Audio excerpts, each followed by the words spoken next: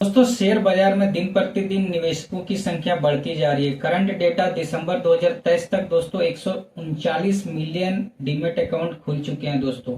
तो यह हम बात यह है दोस्तों, जिस ब्रोकर्स के माध्यम से आज हम इतने यूजर्स कस्टमर जुट रहे हैं, डीमेट अकाउंट को ओपन कर रहे हैं, चाहे वो जीरोधा हो, ग्रो हो, एम स्टॉक्स हो, एंजल वन हो, 5 पैसा हो, ये सारे रिप्यूटेड और ज्यादा प्रचलित हमारा ब्रोकर्स है, राइट, जिसके माध्यम से निवेशकों अपने पैसे को स्टॉक्स में या एसआईपी में निवेश कर रहे हैं या ट्रेडिंग कर रहे हैं।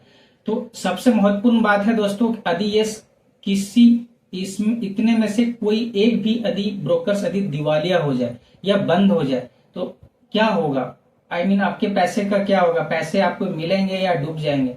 तो आइए इसी विषय पे इस वीडियो में आगे बात करने वाला हूं दोस्तों, तो वीडियो में बने रहें, वीडियो को प्लीज स्किप ना करें।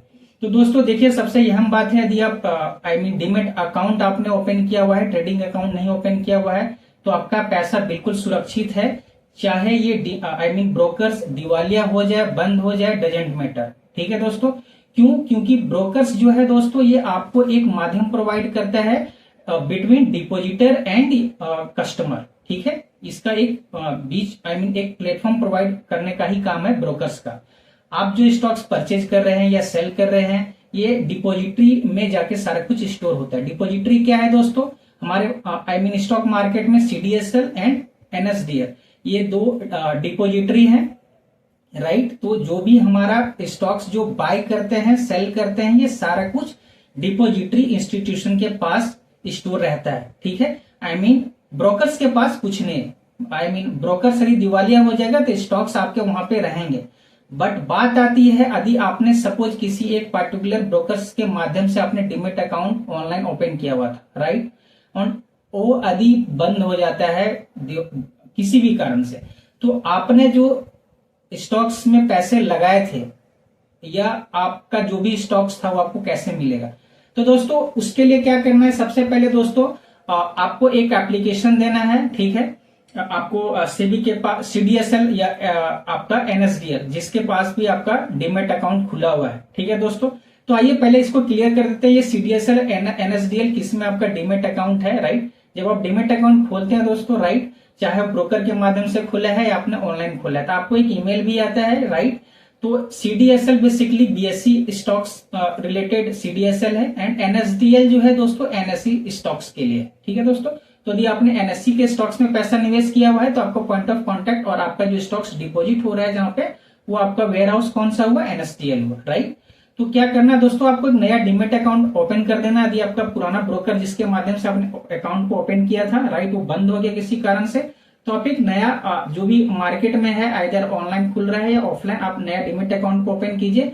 और पुराने डीमेट अकाउंट का डीपीआईडी जरूर आपके पास होना चाहिए दोस्तों, राइट। डीपीआईडी एंड पेन नंबर तो ऑब्वियस आपके पास होगा ही। इसके साथ आपको एक आवेदन देना, एप्लीकेशन देना दोस्तों, राइट। एंड क्या होगा, आपके जो भी एनएसडीएल या सीडीएसएल में जो भी आपके स्टॉक्स थे या एसआईपी थे, वो सारे आपके पैसे और स्टॉक्स जो भी है, पैसे नहीं बोलूंगा, स्टॉक्स या एसआईपी को आपको ट्रांसफर कर दिया जाएगा न्यू डीमेट अकाउंट में।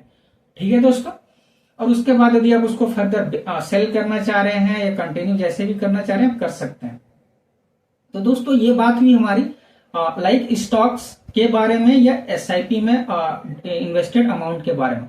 लेकिन दोस्तों आजकल ऑनलाइन ट्रेडिंग भी काफी चल रही है, तो लोग क्या करते हैं, डीमेट अकाउंट के साथ साथ क्या हो रहा है कि ऑनलाइन ट्रेडिंग अकाउंट भी साथ में ही ओपन कर रहे हैं लोग। ठीक है, सेम डॉक्यूमेंट्स के साथ दोनों अकाउंट ओपन हो जाते हैं।